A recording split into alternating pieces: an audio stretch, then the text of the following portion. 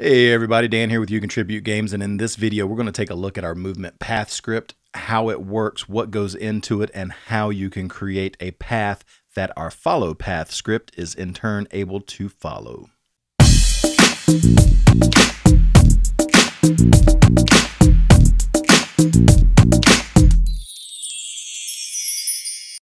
Hey, welcome back Game Devs. This is Dan with You Contribute Games, and in today's video, we're going to continue our series about moving paths, how you can create a series of points in Unity that a game object can in turn follow, and either do so in a linear fashion, moving back and forth, or looping through those points. In our first video in this series, we took a look at the scene setup you have here in front of you. We talked about the two scripts that are being used, the movement path and follow path, how those are being utilized on the game objects, that being the path and the object in which they're following. We talked about how to create these points and how to set up your scene and utilize those in different situations in which you could utilize them. So in today's video, we're going to take a deeper dive into that. We're actually going to look at the code in behind these paths and what's being done in order to track these points and tell the object where it's moving, as well as creating these little gizmo lines that allow us to easily see and visualize within our scene where we're telling these objects to go and how that path is going to look. All right, so let's go ahead and dive on in. Okay, so now we're looking at Visual Studio. We're looking at the script. So if you're using MonoDevelop, you're going to see a very similar site, just a little different layout. Now, as always, our scripting is broke out into just a few sections. We have our using section, and we have added in using the collections generic, using systems collection, etc. We've added a couple things here, but digging in, as you can see, we have our enums, where we're actually declaring the enum path types and providing two options for that, the linear and looping, which we're using to track our types of paths that we're building out. We are then declaring our public variables. First, we're declaring a path type variable of path types, so we can set that to linear or looping. And then we're going to set our movement direction, defaulting it to 1, where 1 is going to be clockwise or forward, and -1 will be counterclockwise or backwards as it moves through the looping or through the path. All right, we're going to set moving to equal to 0. This is used to identify the point in path sequence that we're moving to. So path sequence is going to be an array of transforms that we're using to track all of the different points in the game that our path moves through, right? That's all the P0, P1, P2, etc. that we've set up within our game. We're actually taking the transform off of those game objects and storing that within an array of transforms called path sequence. Now, moving to is what's used to tell the object that's moving which point in that path it needs to move to. So we actually set that to 0 so that it's always the first point is going to be the 0 or first position in the array of path sequence. Okay, we have no private variables in this script, and for our main method or methods that are hard identified by Unity, meaning things like update, onDraw gizmos, onCollisionEnter, things that Unity has a specific purpose for that function or method and is going to do something specific with that, those all fall in this section of our code. And as you can see, we're not actually doing anything on the update loop for the game.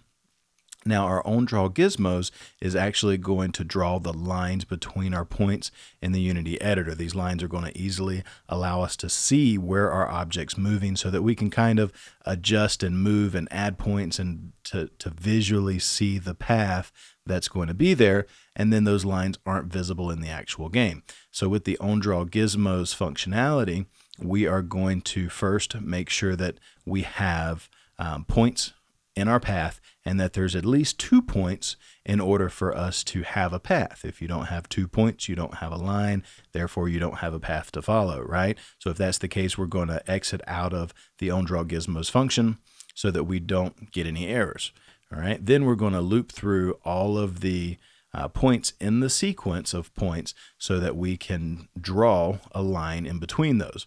Now that covers everything in our linear path. Now if you have a looping path, we're going to take this additional step, and if the path type is loop, then we're going to draw a point between the first position and the last position of our array of transforms. Okay, so that's fairly straightforward, and that's how we're actually getting the lines that you see in the game editor in the scene view that goes in between the points and kind of gives you that visual. Now within our utility methods or custom name methods, we don't have any here for this script, and for our coroutines, the coroutine, we do have one coroutine we're using called getNextPathPoint, and that does kind of what you think it's going to do. It's going to get and return the transform component of the next point in our path. You know, the follow path script is in turn going to move the object to that next point, either using that move towards or lerp towards functionality that we saw earlier in the scene view. Okay, so let's take a look at that functionality. Now, I know this does seem like a lot's going on here, but again, a lot of that is just due to the extensive commenting that I've added here, so that if you go over to our site and download this, you can easily follow along and understand in plain English what's happening at any later point in your game. I always like to add a little extra comment, because you never know 2 and 3 months later when you come back to change something if you're going to remember exactly what you were thinking when you typed that code. Yes, it works, but do you understand it again so that you can go in and change that? You know, again, this is that same code without the commenting and with a little less of the added lines for formatting, right? So it's not as much code.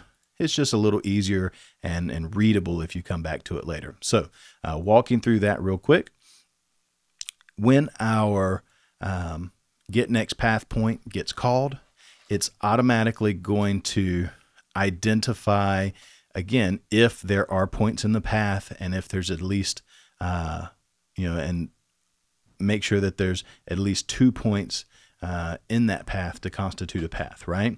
If there's not, it's going to end the coroutine, and that'll stop us right there. Now, so if it gets past that check, we're going to start a while true. Now, technically, a while true in any programming sense is going to be a infinite loop, but because the way we're using it here within a coroutine, we actually pause on every iteration of that until it gets called again. So because of the fact that we're automatically starting this while true with this yield return, or because the yield return is within that while true, it's always going to pause and go back to whatever other functionality is happening in the code until the function gets called again, right? So we're automatically, as soon as this gets called the first time, we're going to say move to that default value we originally set. And so in our variables up here, remember we set that to 0, right? So the first position we're sending it is going to be path sequence 0. So the very first point that we've assigned. Now, once we get that going, right, we'll return, and our follow path functionality is going to move towards this point. Once it reaches this point, it's in turn going to call getNextPoint again, so it knows where to go next. When it does that, we're going to pick right back up where we left off after this pause. Okay. After that, so it's going to say, if there's only 1 point, exit the coroutine. If there was only 1 point, then there's nowhere else to go. It's where it's supposed to be. End of story. Okay. Next, we're going to say if our linear path, if we have a linear path, then we're going to move from start to end, either backwards or forwards, right? But what we need to make sure of is that if when we made this move right here, we either moved into the first or last position in our sequence that we reverse ourselves so that we know the next point is going to be in the opposite direction, right? So let's say we're moving forward and we reach the last position. We want to be able to turn around and move back towards the point before our last position. All right, so if our path type is linear, then if we're at the beginning of our path, so if we're moving backwards through our list of points and we've reached that very first point, right? So we're saying if we're moving to that 0 position, then we want to set our move direction to 1. This is going to make it to flip it around and send it forward rather than backwards. Else, if it's at the end position, right? If it's at the last point within that position, the length minus 1, then we want to put our move direction to -1, which is going to send that backwards through these points again and back to the beginning, okay? Once that's done, we're going to update our movement, right? So we're going to say moving to now equals moving to plus our movement direction. So it's either going to be, let's say if we were at point 0 and we're moving forward, our moving direction is 1. So 0 plus 1 is 1. Now moving to is 1 when it gets back to the next point, right? If we were at point 3, 3 plus 1 is 4. So the next iteration when we return is going to be 4. If we're moving backwards through it, let's say we're at point 3 and we're moving backwards. So 3 plus -1 is 2. Moving to is now 2. And the next point, we're moving to that next point. Okay.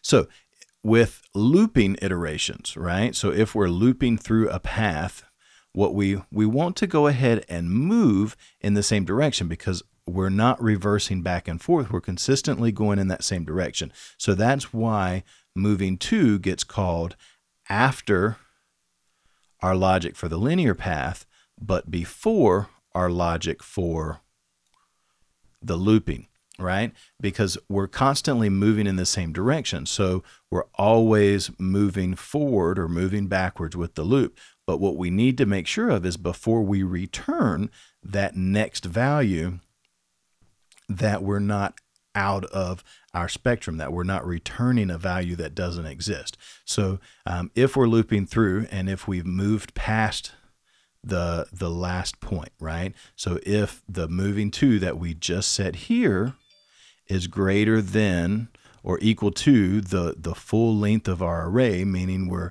at the last point, then we need to go ahead and set moving to 0. Move it back to the beginning so that moves it on to that next loop through the iteration. And in the inverse, let's say if we're moving in the opposite direction, if moving to is less than 0, so it's less than the very first point in our array or list, then we want to go ahead and set that next point in the sequence to the last point in our list of points, right? So we're moving that to the sequence length -1 for our moving to. All right. Now, if you didn't catch that right off the bat, don't worry. We're going to take it to the blackboard here in a second and get the visual representation. Okay. But now we're at the end of our while loop, right? So while true, well, true is always true. So it's going to throw us right back at the beginning of this while loop. We're going to do our double check, which at this point we know, there's enough points in our sequence. And then we're going to return right here. We're going to yield so we're going to end our code routine or pause it, and we're going to return the path sequence at point moving to, right? So now we're going to tell it where the next point we're moving to, and then we're going to wait for it to ask for another point. All right, so we got the blackboard pulled up, and what we're looking at here is really just the core of what moves us in a forward or backwards direction from one point to the next. We say moving to equals moving to plus movement direction. Now, since movement direction is always either 1 or -1 to send us forward or backwards, that's what's going to loop us through this. However, we're always going to reach a point where you keep adding 1, you're going to reach the end of your array. You keep subtracting 1, you're going to reach the beginning of it, right? And you're not going to have anywhere to go. So we need to decide, okay, what do we do once we reach those end caps? And this is how we do that. So, looking at the linear fashion, in an instance where we're moving through this in a linear fashion, all right? So we've got a few points. Let's say we've got this 1, 2, 3, 4 points. And let's go ahead and label these, as our array values. We've got 0, 1, 2, and 3. Arrays begin at 0. So our 4 points will be labeled as such as our array values. Well, we're going to start off, remember we set our moving to default as 0. So we're going to start at 0. And as we add through that, 0 plus 1. So our movement direction of 0 plus, or I'm sorry, our moving to of 0 plus our movement direction of 1. 0 plus 1 is 1. 1 plus 1 is 2. 2 plus 1 is 3, and now we've reached the end of our array. So what do we do? Well, following through this logic, we're saying, okay, if path is equal to path linear, where that's us, check. So then we're saying if moving to is less than 0. Well, that's not us in this situation, right? Else if moving to is greater than or equal the path sequence length minus 1. Well, the length is 4. There's 4 items in the array. Minus 1 is 3. Yes, we've reached the end of that. Okay, so now what do we do? So check, we're here. And then we're going to set the movement direction to -1. Well, now we're going to add moving to, which is 3, plus the movement direction of -1. 3 plus a -1 is 2. 2 plus a -1 is 1. 1 plus a -1 is 0. Now we're back, and each time we're continuously moving through this loop, except as we move through the beginnings, none of this applies. Well, now we're saying moving to is less than or equal to 0. It is. We're back at this beginning point. So now we're going to set our moving direction to 1. So now, again, 0 plus 1, 1, 1 plus 1, 2, 2 plus 1, 3. We switch again to -1 here, and we move back through again. That's how we're moving in this linear fashion. So now we're taking a look at the looping logic, and let's go ahead and put us some points on the screen. So starting out, we've got point here, here, here, and here. And just to kind of stay true to what we were doing in the scene view, let's say we've got point 0, 1, 2, and 3, because our circle was kind of moving around in this direction, right? So now we've got our circle, and it starts off at 0, moving to is 1, and so we're going to say 0 plus 1 is 1, 1 plus 1 is 2, 2 plus 1 is 3, 3 plus 1 is 4. Well, that doesn't loop us. That sends us outside of our array and gives us an error if we don't take care of that. So as we're moving through our while statement, we're going to continuously get pushed through this loop. We're saying if path type equals path types.loop, check, we're looping through that. Moving to is greater than or equal to the sequence.length. Well, moving to is now 4. 4 is equal to the length of path sequence, which is 4 points. So yeah, we meet this. Now, moving to equals 0. Oh, so it's going to just push us back over to 0. Okay? So then with 0 plus 1 is 1, 1 plus 1 is 2, 2 plus 1 is 3, 3 plus 1 is 4. We get picked up right back here, pushed back to 0. Okay? So let's say our moving direction is -1 and we're moving backwards through these points. Okay? So we start off, let's say we're currently sitting at 0, 0 minus 1, well, that would send me over here to -1. Well, -1's not one of our array points. So we're moving through this. If moving to is less than 0, check. moving 2 equals path sequence length minus 1. Well, the length is 4, minus 1 is 3. Oh, so that moves us over here to 3. 3 minus 1 is 2. 2 minus 1 is 1. 1 minus 1 is 0. 0 minus 1, negative 1. Well, negative 1 is less than 0. We meet this criteria, so moving 2 equals path sequence dot length minus 1 pushes us back to 3, and our loop continues. Okay, so here's your chance, guys. We're going to slowly scroll through the code so that you can have an opportunity to type it up if that's what you want to do.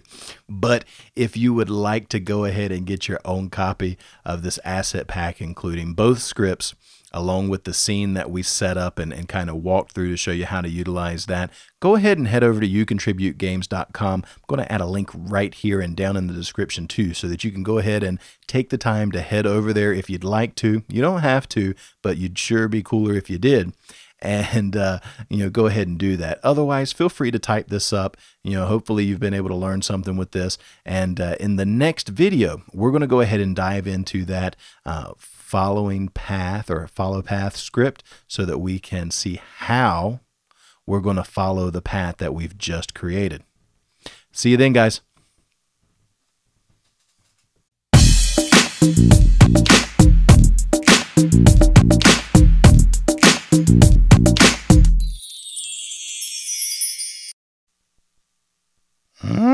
Fear is the path to the dark side.